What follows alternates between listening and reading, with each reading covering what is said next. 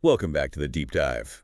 Today, we're diving into something that's been all over the news, all over sci-fi, Well, colonizing Mars. yeah. You've sent in some, well, a lot, really, thought-provoking stuff, Right. articles, research, the whole works. And it seems like we're moving past the what-if stage and getting down to the nitty-gritty of actually, making this dream a reality. It is a pretty amazing change, isn't it? I mean, we used to just see Martian colonies in movies and books. Now people are seriously planning for them. But like these articles point out, actually bridging that gap between, imagining it and actually doing it, well, that's going to be one heck of a challenge. Okay, so let's break it down. We've all heard those catchy headlines, right? Elon Musk saying we'll have 1 million people on Mars by the middle of the century, Right. becoming a species that lives on multiple planets, strutting out across the solar system, all that jazz. Pretty exciting stuff. But then you start digging into the details, and suddenly, those Martian sunsets don't seem quite as romantic. Exactly. It's easy to get caught up in the big picture and not realize just how complicated and massive this whole thing really is. These sources do a good job of bringing us back down to earth, so to speak, by looking at the real, practical, and even ethical problems we have to solve. Right. So first things first, the trip itself. We're not talking about popping over to the moon for the weekend, are we? This is like, what, a 9-month journey to, at the very least, stuck inside a spaceship? And good luck finding a mechanic out there if something breaks down. Just imagine this. You're on that spaceship flying towards Mars and something goes wrong. Maybe a crucial life support system. You send a message to Earth, but it takes 40 minutes for it to even get there, and then another 40 minutes for their answer to get back to you. Wow. Yeah, so what starts as a small technical issue turns into this agonizing wait, and it could be, well, life or death. Okay, that's already making me anxious, and we haven't even talked about radiation. Mars doesn't have a thick atmosphere or a strong magnetic field like Earth does, so what's that going to mean for our Martian pioneers? Well, it means they're going to be exposed to a constant bombardment of cosmic rays and solar particles, and that can really increase the risk of things like cancer and other health problems. Sure, you can have shielding, but that just adds more weight and cost to an already unbelievably expensive mission. And let's face it, those fancy force fields we see in sci-fi movies, they're still just fantasy, aren't they? They are, unfortunately. To have something like that would take an insane amount of energy. It's just not realistic, especially for those early settlers. So basically, we're looking at a 9-month journey through space, bombarded by radiation, and then when you get there, you have to live mostly underground. Hmm. Not exactly the Martian utopia some people are dreaming of. It isn't. And I'm guessing breathing isn't going to be all that easy on Mars either. No, that's another huge obstacle. The Martian atmosphere is mostly carbon dioxide, like 95%. You can't breathe that. Now, we have done some experiments like that MOXE instrument on the Perseverance rover that showed we can make oxygen from the Martian atmosphere. But to scale that up, enough to support a whole colony and make rocket fuel for a return trip, well, we're nowhere near being able to do that. The technology just isn't there yet. Okay, so even if we figure out how to breathe, getting back is a whole other issue. I mean, landing those rovers on Mars was hard enough. How are we going to land a spacecraft 50, even 100 times heavier, packed with people and all their life support stuff? That is a question that keeps a lot of aerospace engineers up at night. You see, Mars's atmosphere is in this really awkward middle ground. It's too thin for aerobraking to work effectively, but it's too thick to just use rockets like we did on the moon. It's a really delicate balance, and the heavier your spacecraft is, the harder it gets. But wait, isn't SpaceX working on something called supersonic retropropulsion? They use rockets to slow down during landing, don't they? Yeah. Could that be the solution? It's definitely a promising area of research, yeah. What's interesting is that SpaceX's work with their reusable Falcon 9 rockets, firing those engines backward through the atmosphere, has actually given us a lot of data about how supersonic retropropulsion could work on Mars. But, and it's a big but, this technology is still in its very early stages. We're talking about trying to land this massive spacecraft on a planet that has unpredictable winds and dust storms, and we're relying on a system that's never been tested under those conditions. It's pretty risky, to say the least. Okay, so for the sake of argument, let's say we figure out how to do all that. Get our colonists to Mars, they can breathe, they're protected from the radiation, at least partly. Can humans actually, thrive there? Mars is pretty desolate. Wait, Desolate might be an understatement. We're talking about a planet with an average temperature of about -80 degrees Fahrenheit. right. No liquid water on the surface.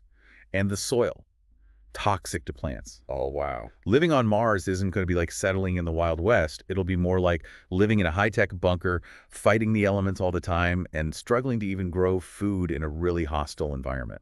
And speaking of struggling, let's not forget the price tag on this whole Martian endeavor. It's going to make even the most ambitious projects here on Earth look cheap. You're telling me colonizing Mars is going to be a monumental financial undertaking. We're talking trillions of dollars.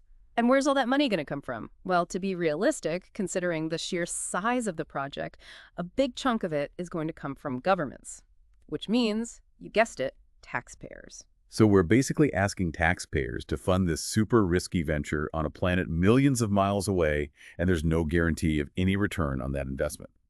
All while our own planet is dealing with a ton of urgent problems right here, right now.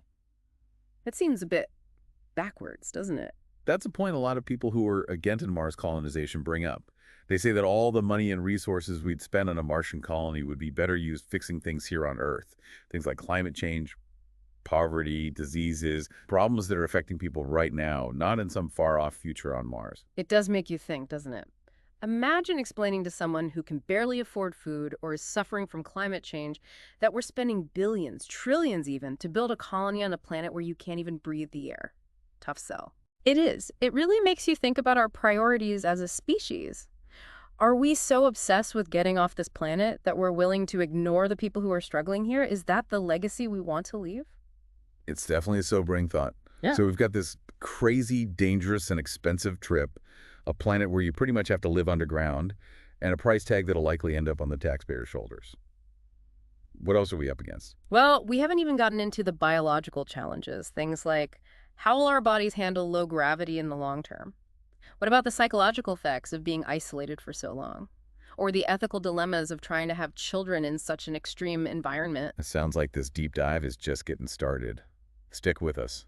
There's a lot more to uncover. So, where were we? Ah, yes, laying out all the, shall we say, less glamorous aspects of colonizing Mars. Yeah, we went from dreaming about Martian sunsets to the reality of 9-month trips, radiation shielding, and spending most of your life in a bunker. Quite a difference. It is, and even if we assume, and it's a big if, that we can overcome those obstacles, there's still so much more to consider. Okay, so what other challenges are hiding beneath the surface? Give me the next layer of this onion. Well, let's talk about gravity, or rather the lack of it. Mars only has about 38% of Earth's gravity. We know from studying astronauts who spend time on the International Space Station that being in low gravity for a long time leads to bone loss, muscles wasting away, even problems with your heart. The big question is, how will the human body adapt to Mars' weaker gravity in the long run? So we're sending people to a planet where their bones might weaken, their muscles could shrink, and their hearts might not work as well. And we don't even know for sure if they can reverse those effects if they ever come back to Earth. Precisely. And it gets even more complicated if you think about the possibility of children being born on Mars. Yep. Would they develop normally in such low gravity? Could they ever visit Earth without having serious health problems? Now that brings up a whole bunch of ethical issues, doesn't it?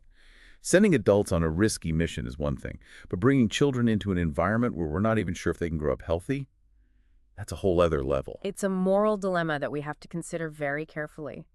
And it's not just about physical health either. Imagine growing up in a confined artificial world, limited space, not many resources, and always the threat that equipment could fail or something bad could happen in the environment. That sounds like a stressful way to grow up. And then there's the psychological effect of being so incredibly far away from Earth, cut off from everything familiar, all the sights and sounds and experiences of the planet where you were born. Isolation and confinement can really mess with your mental health, even for astronauts who are highly trained and prepared for it. Now imagine those effects magnified by the reality of life on Mars, knowing that you're constantly at risk, limited social contact, and basically no chance of easily returning home if things go wrong. It's starting to sound less like an adventure and more like a pressure cooker for your mind. And speaking of pressure, what about the food situation?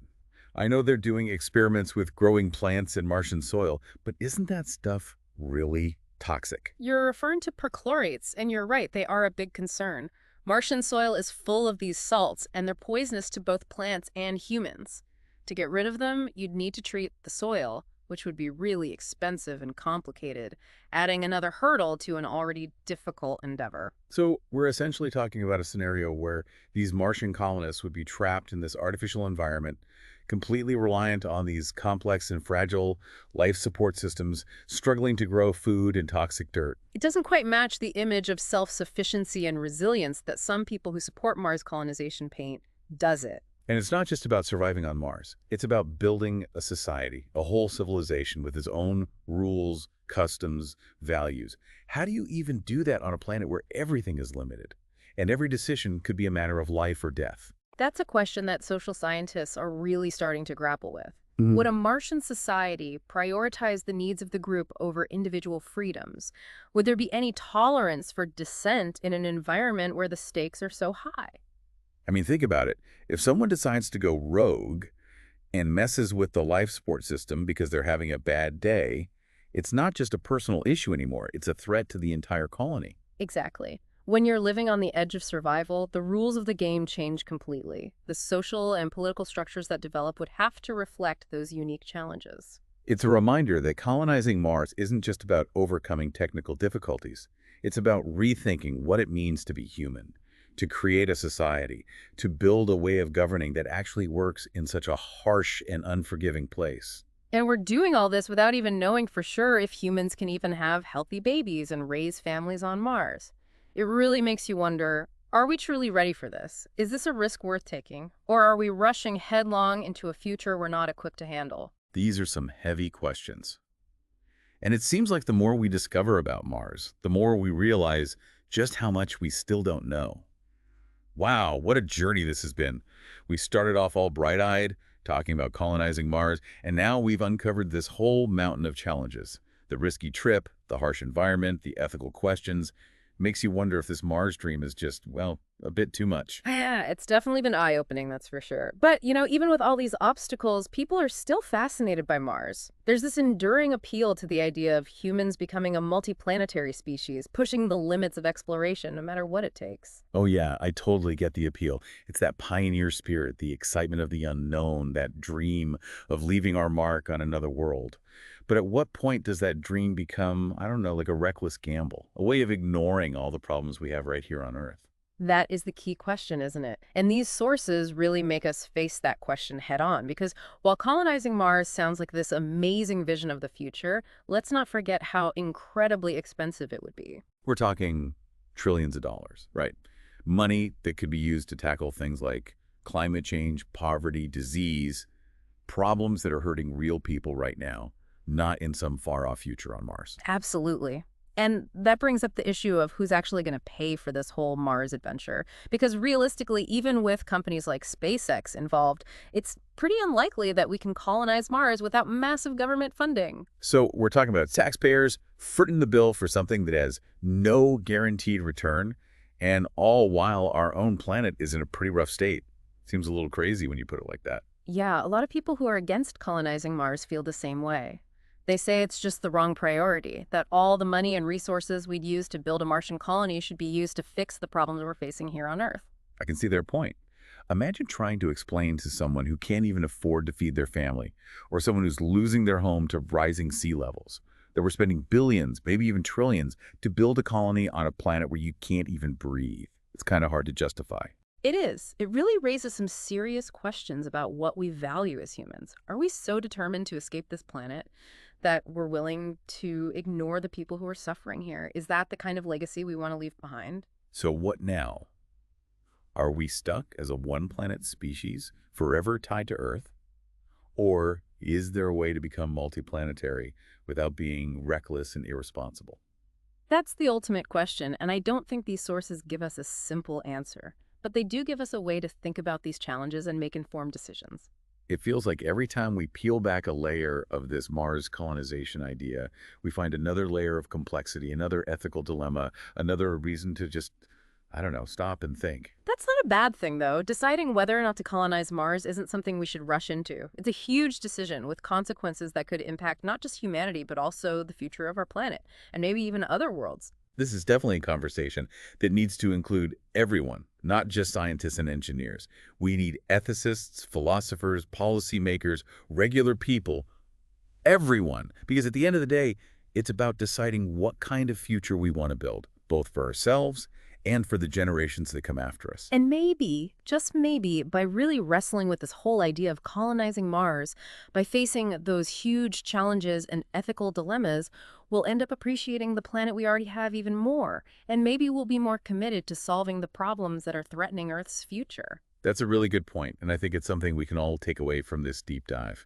Thanks for joining us as we explored this whole Mars colonization thing. It's been quite a ride. We'll be back next time with another fascinating topic to explore. Until then, keep thinking, keep questioning, and keep diving deep.